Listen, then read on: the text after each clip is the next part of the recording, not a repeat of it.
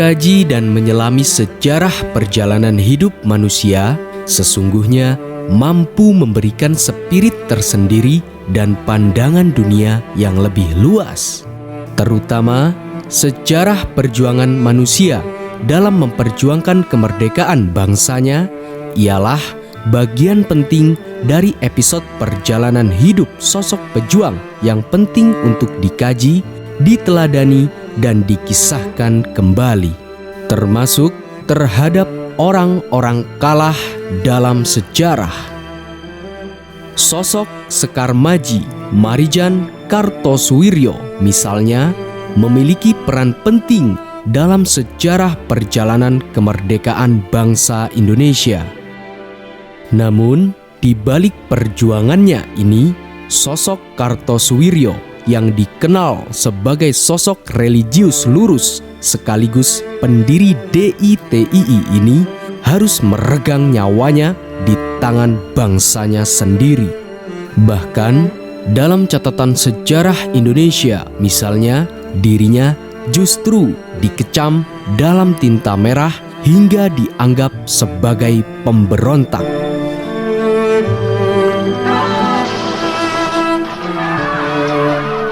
Terlepas dari berbagai kontroversinya, inilah salah satu kisah perjuangan Kartosoewirjo dalam memerdekakan bangsa Indonesia hingga membentuk negara Islam Indonesia.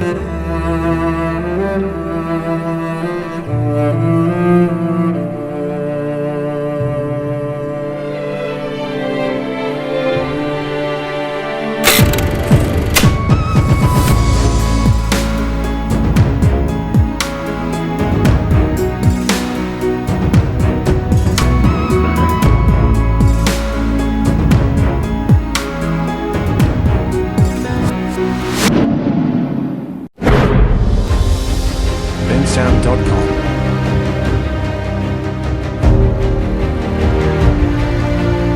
Dalam tinta sejarah Indonesia, nama Sekar Maji Marijan Kartosoewirjo telah tercatat sebagai pemberontak bangsa. Pemberontakan yang dilakukan oleh Sekar Maji Marijan Kartosoewirjo ini menurut beberapa peneliti sejarah terjadi akibat ketidakpuasan Kartosoewirjo terhadap pemerintah Indonesia pada saat perjanjian Renville dengan Belanda. Bensound.com. Akibat perjanjian yang mengecewakan Kartosoewirjo ini, pada bulan Februari 1948, Kartosoewirjo dan pengikutnya dari beberapa tentara Hizbullah, Sabilillah, dan kelompok partisannya mendirikan Tentara Islam Indonesia di Jawa Barat untuk berjihad melawan pasukan Belanda.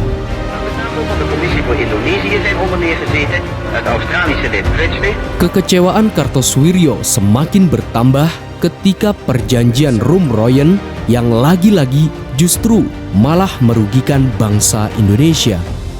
Sikap yang diambil oleh pemerintah Republik Indonesia yang dianggapnya tidak konsisten ini membuat Kartosoewirjo kecewa dan menganggap pemerintah tidak lagi bisa amanah dalam berpolitik.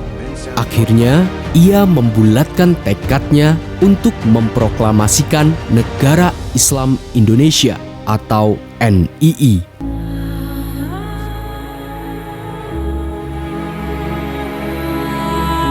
Sekar Maji Marijan Kartosoewirjo atau yang dikenal dengan SM Kartosoewirjo lahir pada tanggal 7 Januari 1905 di Kecamatan Cepu, Kabupaten Blora, Jawa Tengah.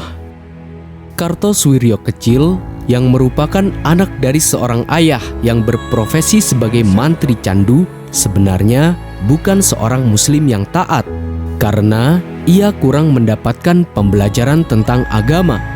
Ia terus-menerus menempuh pendidikannya di sekolah Belanda. Setelah mengenyam pendidikannya di ISTK atau Inland School der Tweede Klas, 4 tahun kemudian ia melanjutkan studinya di HIS Rembang. Namun, setelah lulus dari ILS Bojonegoro pada tahun 1923, Kartosoewirjo melanjutkan studinya di NIAS atau Sekolah Kedokteran Belanda Peruntukan Pribumi yang berada di Surabaya. Disinilah Kartosoewirjo mulai terlibat dalam organisasi nasionalisme Indonesia, yakni Jong Java. Tak lama setelah bergabung dengan Jong Java, pada tahun 1925, Kartosoewirjo bergabung dengan Jong Islamited Bond yang lebih mengutamakan cita-cita keislaman.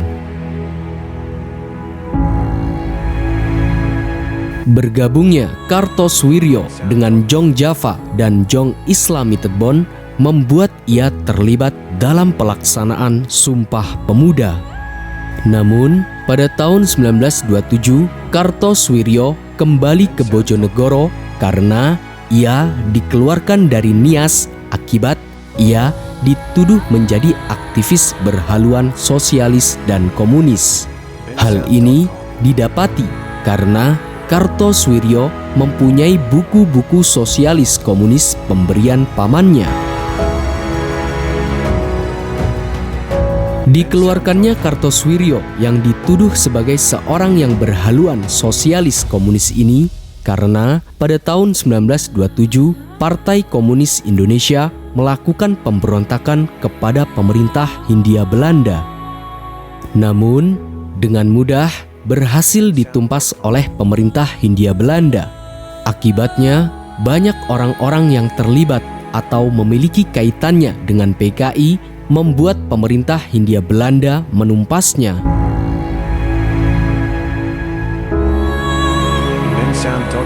Di Bojonegoro, Kartosoewirjo bekerja sebagai seorang pengajar. Namun, tidak lama kemudian, ia kembali ke Surabaya dan menjadi murid serta sekretaris pribadi dari seorang tokoh pendiri Sarekat Islam, yakni Haji Omar Said Cokro Aminoto. Saat bersama Cokro Aminoto, Kartosoewirjo mulai tertarik dengan pemikiran-pemikiran Cokro Aminoto yang kemudian mempengaruhi sikap dan orientasi politik Kartosoewirjo. Ia juga mulai mengkaji dengan serius tentang pemikiran-pemikiran Islam yang kemudian menjadikan ia seorang yang Islam-minded. Bahkan Kartosoewirjo meneruskan pendalamannya pada pemikiran Islam sampai ia mendedikasikan aktivitasnya untuk mempelajari Islam.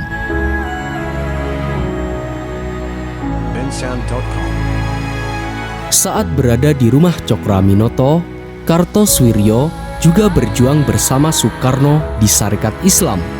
Namun, karena berbeda pandangan ideologi membuat mereka memilih jalan yang berbeda pula. Soekarno lebih memilih jalan nasionalisme dan Kartosoewirjo lebih cenderung ke arah sistem negara non-sekuler.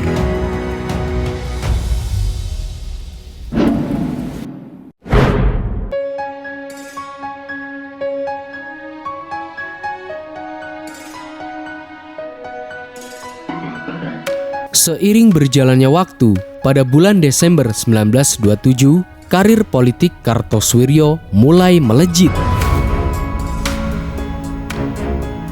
Ketika ia berada di sebuah kongres Partai Sarekat Islam Hindi Timur atau PSIHT misalnya, ia terpilih sebagai sekretaris pada usianya yang ke-22 tahun.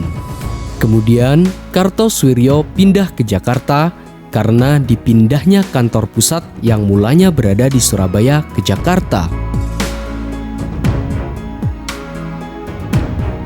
Saat berada di Jakarta, pada tahun 1929, selain aktif di Partai Sarekat Islam, ia juga mulai meniti karirnya di bidang jurnalistik sebagai wartawan koran milik partai, yakni Fajar Asia. Keaktifan Kartosoewirjo dalam bidang jurnalistik juga sangat nampak. Bahkan, lambat laun, Kartosoewirjo sempat menerbitkan berbagai artikel yang isinya merupakan kritik kepada penguasa pribumi dan pejabat-pejabat kolonial Belanda. Saat ia masih menjadi sekretaris Sarekat Islam di Jakarta, Kartosoewirjo yang telah mendalami Islam dan memiliki pemikiran-pemikiran tentang Islam yang mendalam. Kemudian Kartosoewirjo membulatkan tekadnya untuk mendirikan negara Islam. Cita-cita Kartosoewirjo ini tertuang dalam proposalnya tentang hijrah ketika ia menjadi wakil ketua PSII atau Partai Sarekat Islam Indonesia. Pemikiran Kartosoewirjo tentang cita-citanya membentuk negara Islam pada Kongres PSII di Bandung pada tahun 1939, gagasan Kartosoewirjo ini disetujui dan dituangkan dalam daftar usaha hijrah PSII.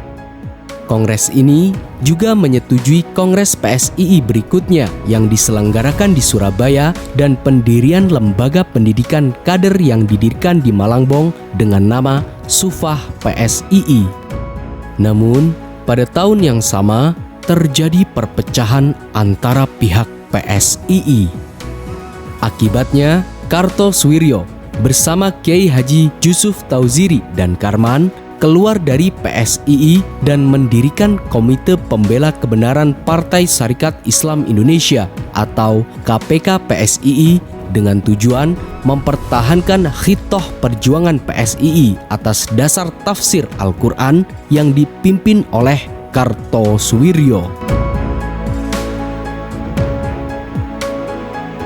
Seiring berjalannya waktu, pada bulan Januari 1940, PSII menuai berbagai tantangan yang mana lambat laun kian membuat KPK PSII bubar dengan sendirinya karena tidak mendapatkan dukungan dari kelompok mayoritas.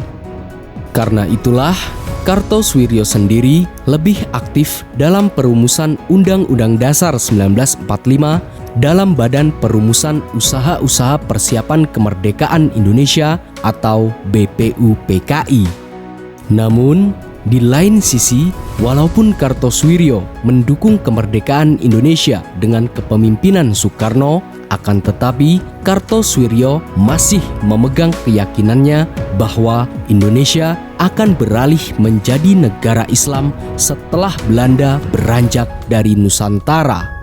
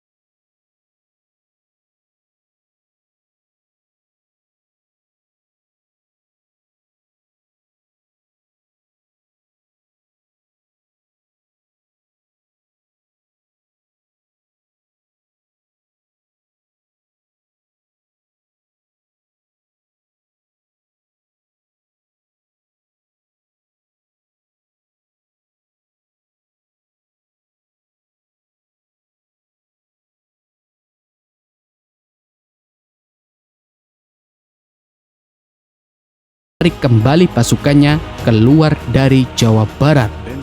Kartosoewirjo yang tidak ikut andil dalam gencatan senjata ini merasa tidak ada lagi kewajiban untuk menuruti penjabaran perjanjian. Tidak lama kemudian, pasukan divisi Siliwangi kembali dikirim ke Jawa Barat atau Long March Siliwangi untuk merebut kembali wilayah yang sudah dikuasai oleh Belanda. Di lain sisi, sebagian besar dari wilayah Jawa Barat sudah ada di bawah kekuasaan Laskar Hizbullah dan Sabilillah.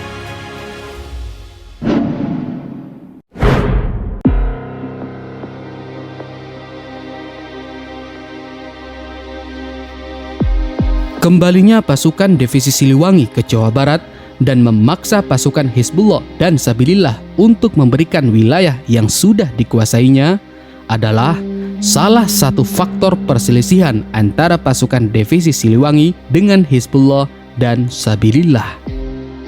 Kartosuwiryo menegaskan kepada tentara Hizbullah dan Sabilillah untuk tidak lagi menyerahkan wilayah yang sudah dikuasai kepada pasukan divisi Siliwangi. Alasan Kartosuwiryo tidak menyerahkan wilayah tersebut karena kelompok Hizbullah dan Sabilillah telah bersusah payah merebut wilayah tersebut dari tangan Belanda. Dan juga menurut Kartosuwiryo, pasukan divisi Siliwangi merupakan pasukan sisa-sisa pelarian dari Partai Komunis Indonesia atau PKI Madiun. Akibatnya, tidak lama setelah perjanjian Renville, pada pertengahan bulan Februari 1948, Kartosuwiryo secara resmi mendirikan Tentara Islam Indonesia atau TII di Jawa Barat, yang mana Tentara Islam Indonesia atau TII ini terdiri dari 4 batalion dan kelompok partisan Islam lainnya. Kemudian, pada bulan Desember 1948, Kartosuwiryo menyatakan jihad kepada Tentara Islam Indonesia atau TII. Ketika para tentara gerilya kembali ke Jawa Barat, secara bertahap, pasukan TII sudah meluaskan wilayah operasinya di Jawa Barat selama ketidakhadiran tentara gerilya nasionalis. Kartosuwiryo lantas mengejek pasukan gerilya dengan pengecut dan menegaskan bahwa kelompok partisannya lah yang terus mempertahankan perjuangan bersenjata melawan Belanda selama hampir 1 tahun. Kamu masih mimpi, kamu orang republik. Tidak berhak lagi kamu kembali ke Jawa Barat. Bertobatlah kamu kafir-kafir. Kamu telah membantu Belanda. Kamulah seharusnya yang bertobat dan insya Allah. Karena perselisihan di antara kedua belah pihak, akhirnya pada bulan Januari 1949, antara pasukan divisi Siliwangi dan pasukan Tentara Islam Indonesia atau TII milik Kartosuwiryo terlibat baku tembak perdana mereka.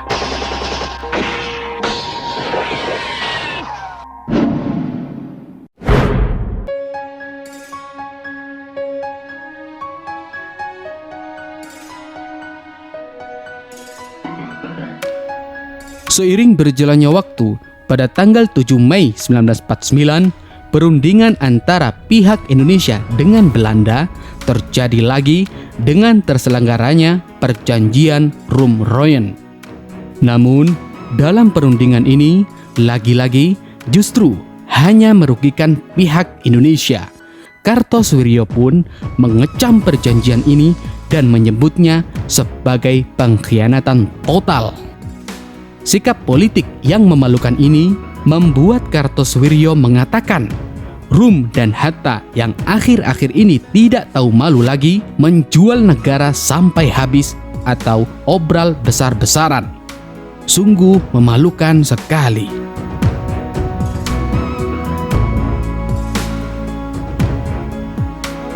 Sikap yang diambil oleh pemerintah Republik Indonesia yang dianggapnya tidak konsisten ini membuat Kartosuwiryo kecewa dan menganggap pemerintahan Soekarno-Hatta tidak lagi bisa amanah dalam berpolitik. Hal inilah yang membulatkan tekad Kartosuwiryo untuk memproklamasikan Negara Islam Indonesia atau NII.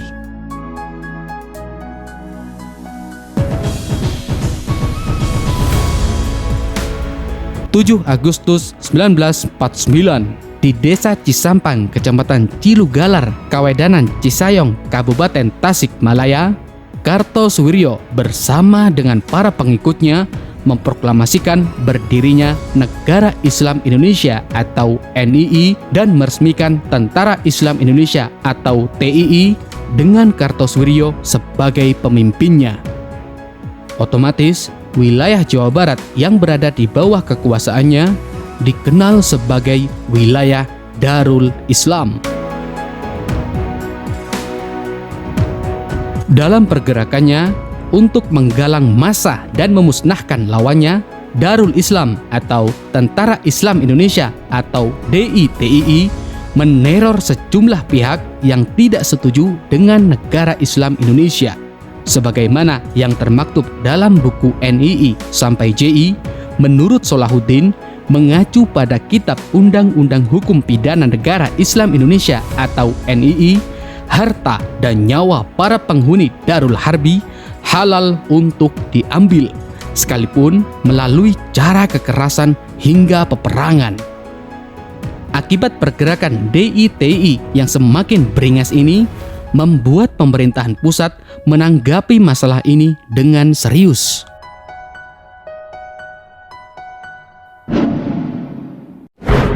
De Nederlandse vlag op het paleis aan het Koningsplein te Batavia. Het is de dag van de soevereiniteitsoverdracht.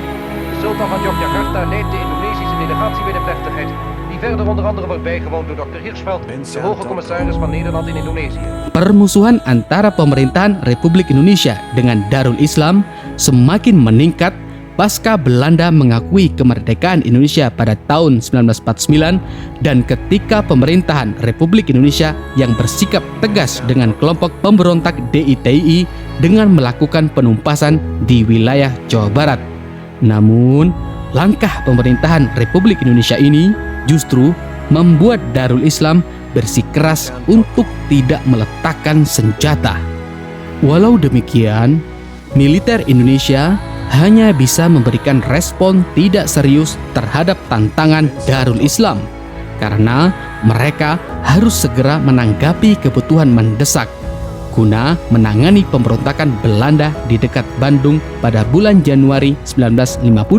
Kemudian muncul juga kebutuhan untuk mengirimkan pasukan-pasukan dari Jawa guna menghadapi pemberontak kelompok separatis di Kepulauan Maluku.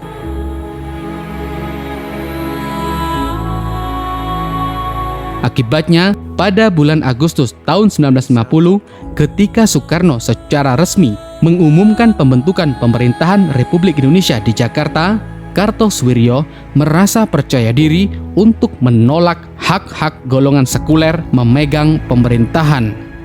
Sebenarnya, Presiden Soekarno berupaya untuk menarik kembali Kartosuwiryo ke dalam Republik Indonesia. Namun, tidak ada satupun yang bisa meluluhkan hatinya. Di samping itu, Kahar Muzakar di Sulawesi Selatan dan Tengku Daud Bereh di Aceh juga menyatakan berpisah dari Republik Indonesia dan bergabung dengan bagian Negara Islam Indonesia atau NII yang dipimpin oleh Sekar Maji Marijan Kartosuwiryo. Kemudian diikuti oleh Amir Fatah di Jawa Tengah dan Ibnu Hajar di Kalimantan Selatan. Bensound.com.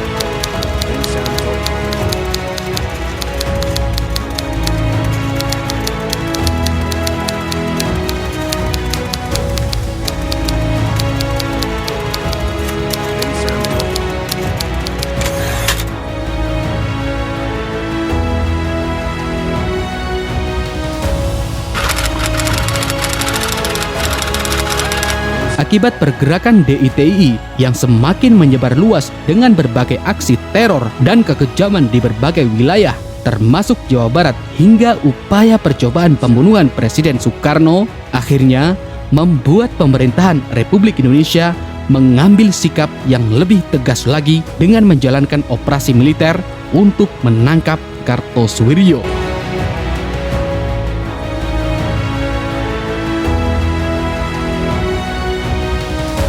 Setelah 13 tahun bergerilya di hutan-hutan sekitar wilayah Jawa Barat, pada tanggal 4 Juni 1962, pemerintah berhasil menangkap Kartosuwiryo, yang mana satu kompi batalion Kujang II Siliwangi berhasil menyergap dan menangkap Sang Imam Negara Islam Indonesia atau NII, Sekar Maji Marijan Kartosuwiryo dan pengikutnya di daerah Gunung Sangkar dan Gunung Geber di Jawa Barat.